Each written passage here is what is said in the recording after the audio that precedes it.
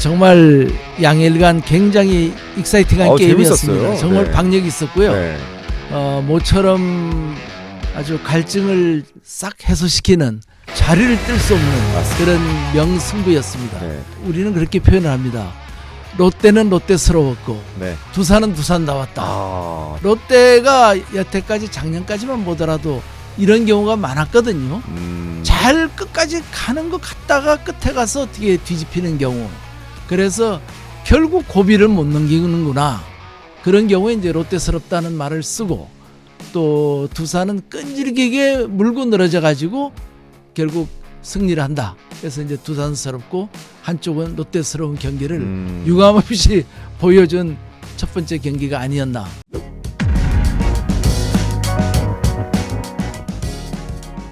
자, 저번에 이분 방송이 나가고 많은 분들께서 관심을 가져주셨습니다. 그래서 저희가 기획을 해봤는데요. 앞으로 송정규 전 단장을 2주 간격으로 모시고 야구 이슈와 롯데자이언츠의 경기 분석을 해보고자 합니다. 야구에 진심인 분들 많으신데 앞으로 뜨거운 관심 부탁드리겠고요. 자, 첫 번째로 WBC 예선 탈락과 KBO의 압수수색, 단장과 선수의 일탈 등 여러 악조건들이 있었지만 4월 1일 야구 개막은 성공적으로 이뤄졌습니다.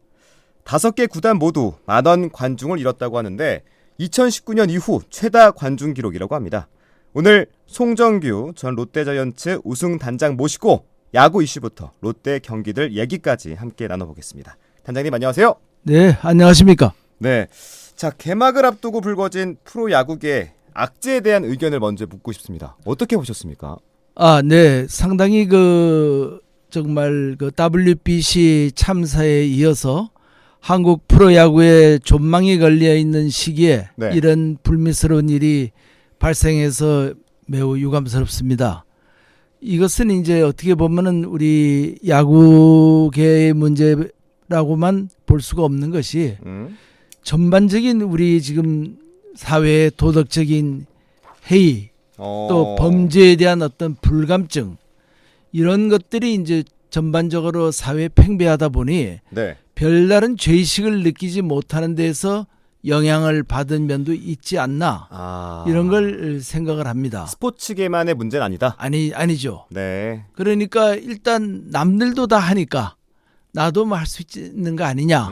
근데 이제 프로야구라는 거는 우리 자라나는 어린 학생들에게 꿈을 줘야 되고 그렇죠. 또 우리가 야구단에 근무를 하면은 어떤 의미에서든 막 공인으로서 활동을 하는 거니까 그런 면에서 각별한 조심이 필요했는데 네. 이런 것이 이제 일상생활을 하다 보면 무뎌져 가지고 아무리 주변에서 교육을 시킨다 또 주의를 준다 하더라도 이렇게 일탈하는 경우가 생길 수 있어서 네. 참으로 걱정스러웠는데 정말 매우 유감스러운 일이 아닌가 싶습니다. 특히 롯데자이언츠로는 이제 서준원 선수가 미성년자 관련 범죄 행위 혐의로 기소가 됐죠. 좀 투수 자원을 잃은 것 같아서 좀 안타까운데 네. 전력에 좀 손실이 있겠죠, 당연히. 전력에 손실이 많죠. 서준원 선수는 이번에 제5 선발로 거론되던 선수 아니었습니까? 네. 그리고 최근에 몸무게도 10kg 이상 또 줄여가지고 네. 굉장히 스피드도 좋았습니다. 150km를 오르내리는 좋은 스피드에 또 커맨드도 좋아졌고 그래서 기대가 컸는데 작년에 결혼했다는 얘기를 듣고 또 등남했다는 얘기도 들었습니다. 네. 그런데 왜 이런 미성년자를 상대로 한 성범죄에 연루가 됐는지 정말 의아하기 짝이 없는 일이고 네. 또 평소에 우리 젊은 야구 선수들이 어떤 마음가짐을 갖고서 운동을 해야 되는가 하는 것을 엿볼 수 있는 그런 사건이었습니다. 네. 그리고 이제 우리 서준원 선수 같은 경우는 네. 사실 고등학교 최고 유망주 투수였고 그때는 전국에 1, 2등 다투던 투수였거든요. 그래서 실질적으로 노시환 선수가 한화에 간 것도 서준원이라는 걸출한 선수가 있어가지고 롯데자이언츠로 오는 바람에 노시환 선수를 한화에 뺏긴 겁니다. 그런데 이제 이 선수의 경우에는 이 선수뿐만 아니라 특히 부산이라는 풍토가 자이언츠 선수들이 성적이 좋아도 그렇고 나빠도 그렇고 굉장히 잘해줍니다. 시민들이. 그래서 어지간한 선수들은 스타병에 걸린다고 할 정도로 이게 이제 어느 정도 그런 이제 그 트렌드가 있는데 이러다 보니까 젊은 선수들의 경우에는 명성이 있고 많이 알려져 있고 거기에 다른 동년배에 비해서 돈을 좀 많이 벌다 보니까 유혹이 많이 있을 수가 있습니다. 네. 그래서 사실은 여자라든지 또 스트레스로 인한 해소를 위해서 음주라든지 네. 유흥이라든지 또 약물이라든지 네. 이런 데서 조금 그 또 도박 이런 데서 스스로를 잘 관리해 가지고 이런 일에 절대 빠지는 일이 없도록 잘 그 처신하기를 각별히 부탁드리고 싶고 네. 이번에 뭐 여러분들도 많이 보셔서 알겠지만은 그 오타니 쇼헤이 같은 일본을 친구는 대표하는 선수죠. 예, 중고등학교 때부터 그 만다라트 차트를 만들어 놓고 자기가 목적하는 바를 미리 정해놓고 어떻게 갈 건가 하는 세부 지침을 쭉 적어놓고 실행을 했다 하지 않습니까?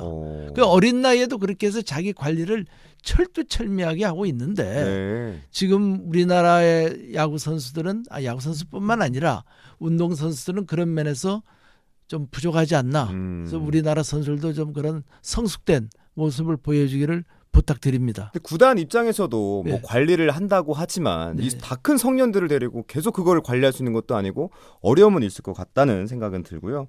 이번에는 그 장정석 기아 단장 예, 얘기를 한번 나눠보고 싶은데 네네. 또 우리 단장님께서는 우승을 이끌었던 단장이기도 하니까 예, 예. 이 단장들이 이런 요구를 하는 경우가 종종 있을까요? 저희 때는 뭐 거의 없었죠. 아, 왜냐하면 그 당시는 이제 계약의 규모 자체가 네. 얼마 크지가 않았습니다. 그리고 그때는 뭐 프리 에이전트니 이런 것이 좀 활성화가 안 되기도 했죠. 거의 없었죠. 30년 전이니까요. 예, 30년에는 그런 게 없었습니다. 거의. 네. 그러다 보니까 그냥 연봉 협상인데 물론 연봉 협상에서 어떤 그 연봉 협상에 관여한 구단 관계자가 무슨 푼돈을 받았는지 또 접대를 받았는지 그건 모르겠습니다만은 네. 그 당시에는 여러 가지 풍조가 그런 데 대한 죄의식을 갖고 있었기 때문에 그런 대담한 사건이 없었다고 봐야죠. 야구단 단장이라는 위치도 실질 보면 일개 월급쟁이에 지나지가 않지 않습니까? 그렇죠. 관리자로. 네. 그 우리나라가 미국 프로야구단 같으면은 단장이 사실 그 경영층에 직접 개입을 해가지고 네. 많은 돈을 만질 수도 있고 한데 우리나라는 뭐 팀이 우승을 하든 성적이 나쁘든 간에 단장의 월급은 거의 고정화돼 있거든요. 네. 제가 장정석 단장을 두둔하고 그분의 잘했다는 게 아닙니다. 네. 그런 어떤 욕심이 생길 수가 있습니다. 유혹이. 음. 내가 이렇게 만들어서 저 선수에게 이만한 이익을 갖다 주는데 나도 좀 거기에 좀 챙길 부분이 있지 않겠느냐. 근데 그런 거를 냉정하게 끊어야죠. 그런 그렇죠. 그런 네. 유혹을요. 네. 거기에 자꾸 그런 생각에 이제 도취되다 보면 자기도 모르게 이제 자기 행동을 합리화하고 그런 행동을 할 수가 있습니다. 그리고 제가 이 단계에서 말하기는 굉장히 조심스럽습니다만은 이번 일이 꼭 처음이었느냐, 과거에 또 이런 일이 없었겠느냐, 또 다른 구단은 어떻겠느냐 하는 데에 대한 어떤 합리적인 의심을 가질 수가 있습니다. 네. 물론 뭐 다수는 클린하다고 보고 있습니다만은 또 그런 유혹에 본의 아니게 빠져든 분도 있을 수도 있고 네. 또 경우에 따라서는 선수들이 먼저 또 이 소위 그 갑질이라는 표현보다도 네. 연봉을 책정하는 분에게 유혹할 수도 있는 역으로 제한할 수도 있는 오. 여지는 있습니다. 그렇군요. 그런 선수를 제가 무슨 특별히 본 건 없지만은 네, 네. 우리가 이제 추측을 하자면은 네. 사회에서 능히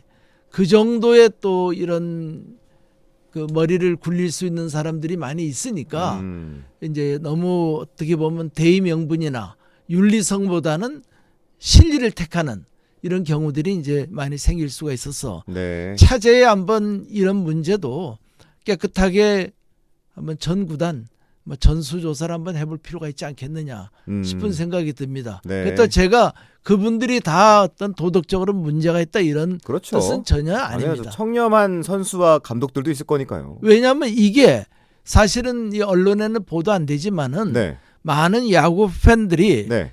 뒤에서 많이 하는 소리입니다. 어. 저 사람만 저랬겠느냐 이런 어. 얘기들을 실제로 많이 하고 있거든요. 네. 그러다 보니까 이게 뭐 처음이었겠느냐. 음. 어떤 사람은 저 양반이 과거에도 여러 번 하다가 운 나쁘게 이번에 들킨 게 아니었나 이런 얘기를 하니까 사실 이런 거는 밖으로 이렇게 불거지기가 어려운 사건입니다. 네. 선수가 입만 닫으면은 쉬쉬쉬하고 넘어가거든요, 그냥요. 근데 이번에 박동원 선수가 무슨 심정에서인지 하여튼 본인은 이 정의를 위해서 이야기를 하겠다. 후배가 더 이상 다치는 일 없게 하겠다고 나왔는데 네. 그 말을 액면 그대로 믿고 싶습니다. 그래서 이게 이제 노출이 된 거지 그렇지 않은 것이 있고 어딘가에서 또 상당히 가슴 졸이며 있는 사람도 있지 않겠나 네. 하는 느낌도 듭니다. 자, 이번에는 역시 롯데 얘기 안 할 수 없습니다. 저번 주 토요일하고 일요일 개막 2연전이 펼쳐졌는데 두산과 롯데자이언츠 또 롯데자이언츠와 두산 베어스의 경기 한번 평가를 해보자면 어떻게 평가할 수 있을까요? 아 정말 양일간 굉장히 익사이팅한 게임이었습니다. 재밌었어요. 정말 네. 박력이 있었고요. 네.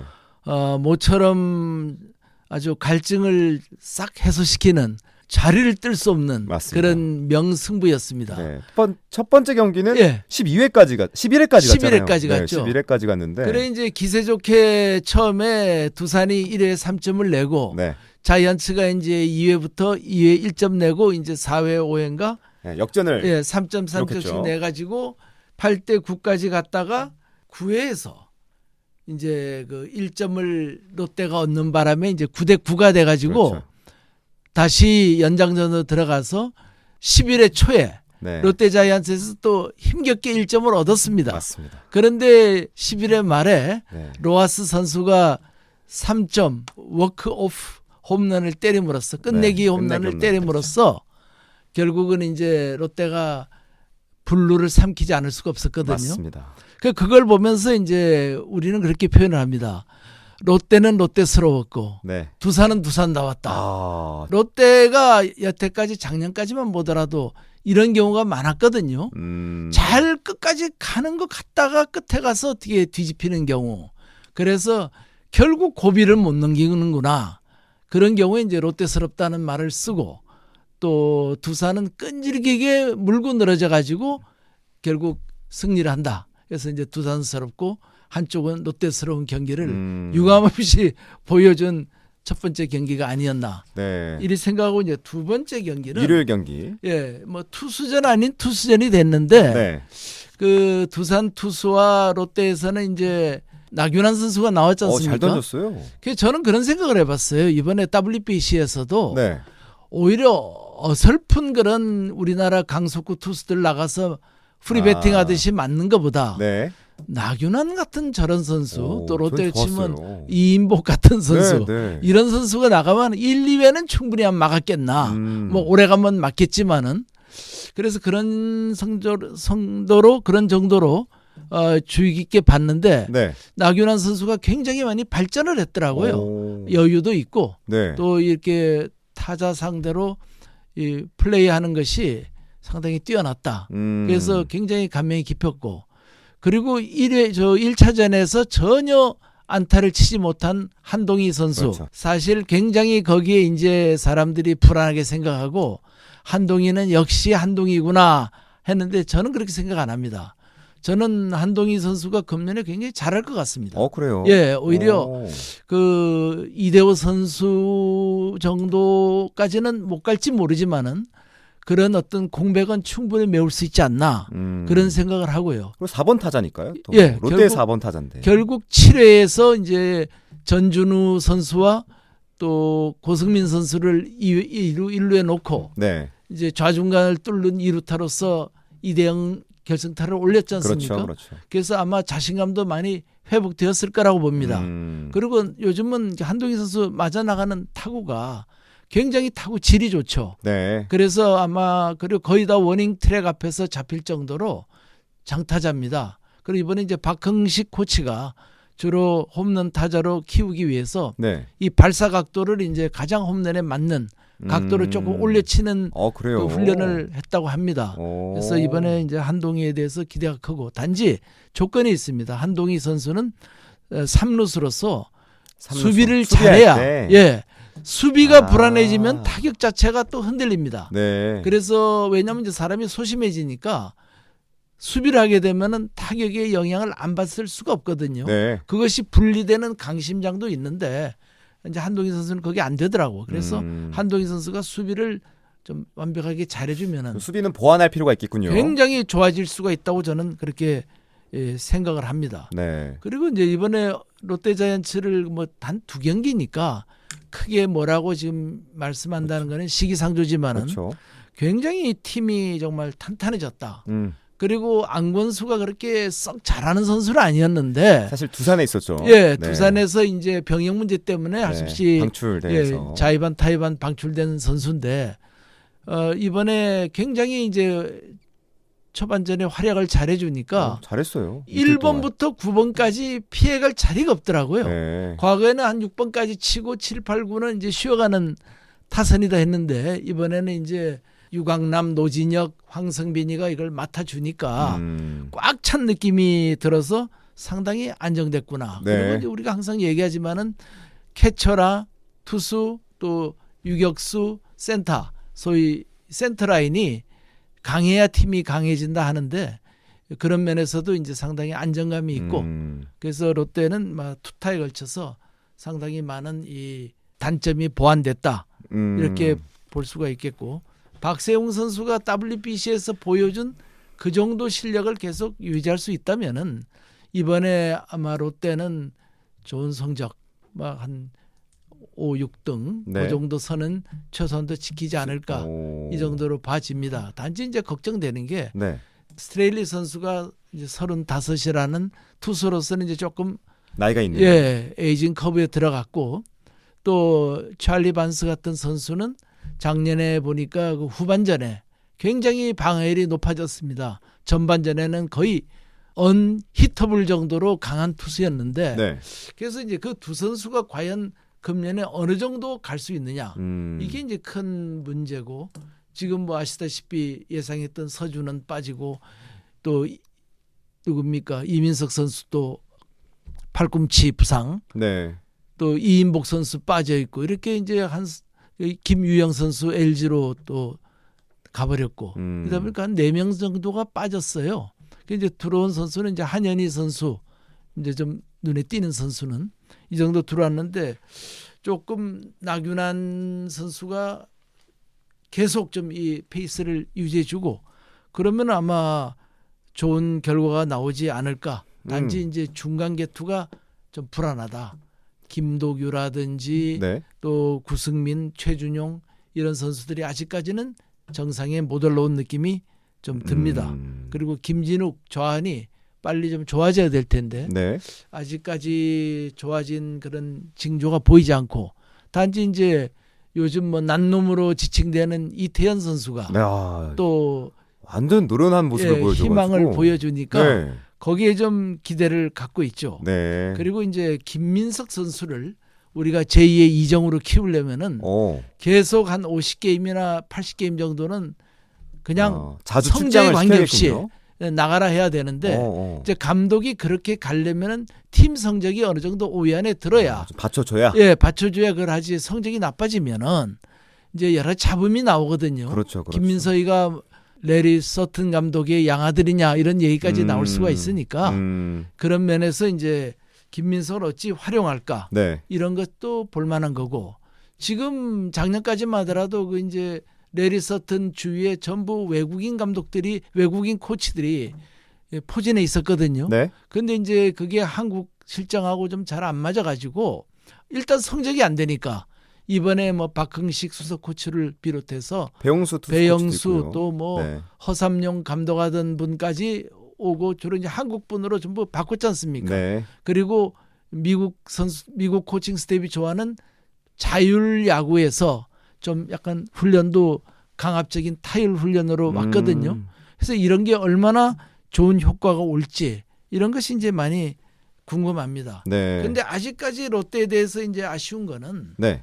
잘하는 팀들 LG나 SSG나 뭐 KT나 물론 성적이 좋으니까 그런 얘기를 할 수 있습니다. 키움이나 네. 이런 팀들 보면 선수들의 그 야구 IQ가 높습니다. 음흠. 그래서 이 순간순간 판단력이 좋고 뛸 때 안 뛸 때 또 이런 어떤 스키즈를 할 때 안 할 때 진루타를 칠 때 안 칠 때 이런 데에 대한 걸 빨리빨리 자기들이 판단을 해가지고 할 일루를 더 간다든지 뭐 이런 플레이가 나오는데 아직까지 롯데는 조금 그런 면에서 좋게 보면은 신사적인 야구를 하고 나쁘게 보면은 좀 얼띤 야구를 한다.